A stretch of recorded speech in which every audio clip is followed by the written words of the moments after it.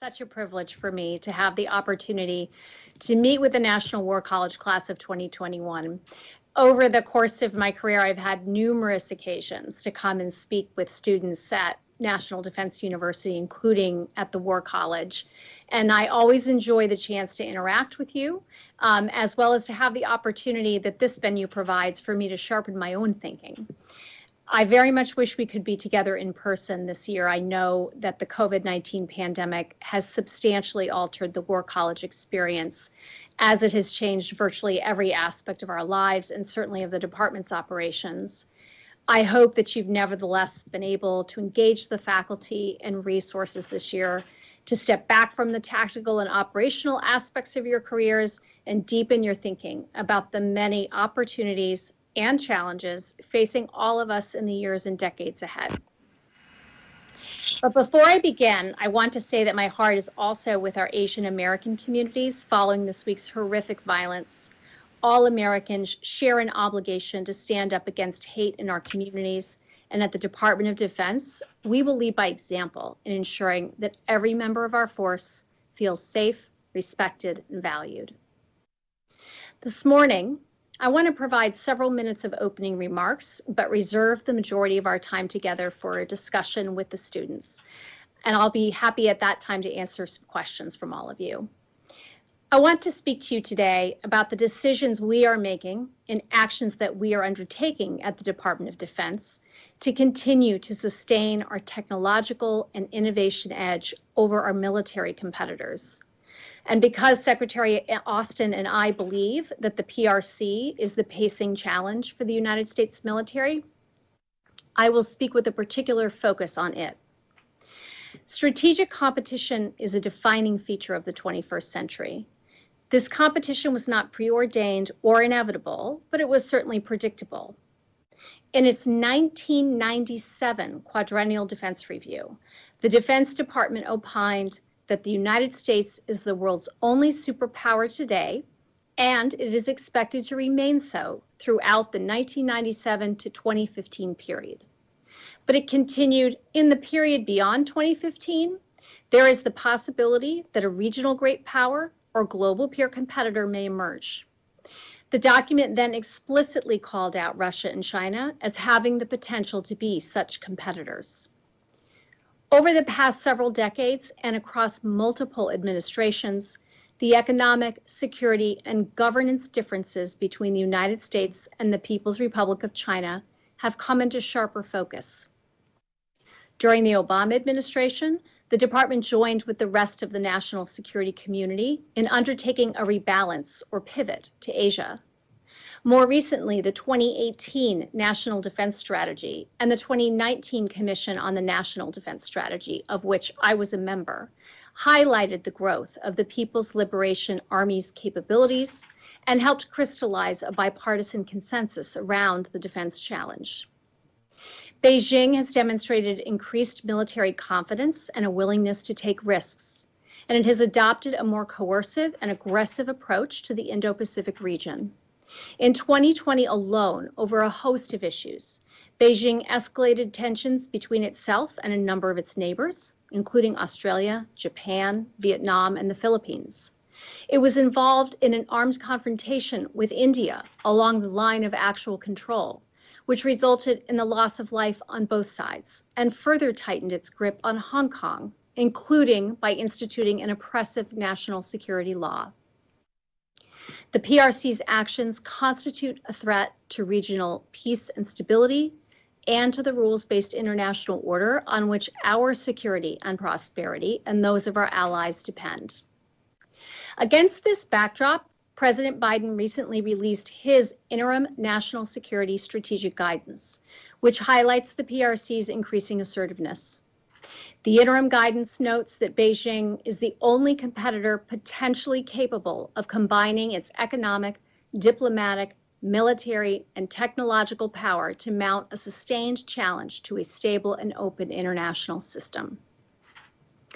To advance the interests of the American people and our democracy, the United States must be able to compete for the future of our way of life across all these dimensions.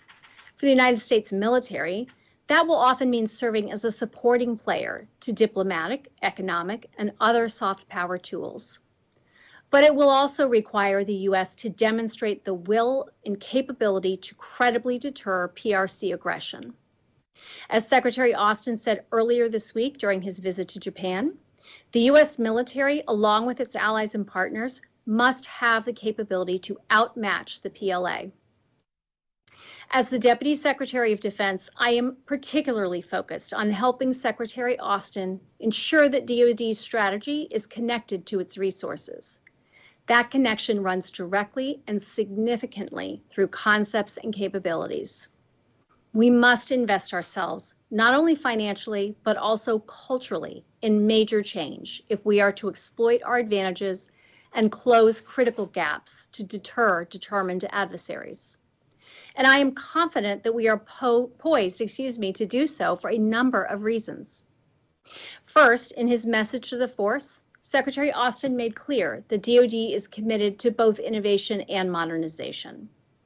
We will have a commitment to rapid experimentation, which provides the needed space to test and refine innovative operational concepts. On the path to disruption, learning happens partly through failure, but we will seek always to act with the trust of American taxpayers in mind and at reasonable risk. Simply developing concepts and testing theories will not be enough. We will also be committed to bridging the so-called valley of death, ensuring we actually field needed capabilities in the force. Making room for new capabilities will require difficult choices. Where the nation's security needs are no longer being met, the department will work closely with Congress to phase out systems and approaches optimized for an earlier era. We will also be attentive to making adjustments in the incentives that drive how we invest, select talent, and innovate. We will be asking fundamental questions like, how do civilian and military promotions encourage a culture of innovation? Do we have the right skill sets in our future force, and can we attract the nation's best talent in the coming decades? How can we, DoD, be a more reliable and agile partner and customer? How do we secure our supply chains and ensure we have access to critical technologies? What transition approaches might be helpful to defense communities and our industrial base as we shift to future technologies? And how does our global force management approach protect future readiness and preserve space now for experimentation and exercises that advance our operational art? Secretary Austin and I are determined to work with military and civilian leaders in the department and with key partners in the interagency, on Capitol Hill, and in the private and research sectors to get after these questions. A second reason I am confident we can deter adversaries effectively is this administration's commitment to strengthening perhaps the United States' greatest asymmetric advantage, our alliances and partnerships.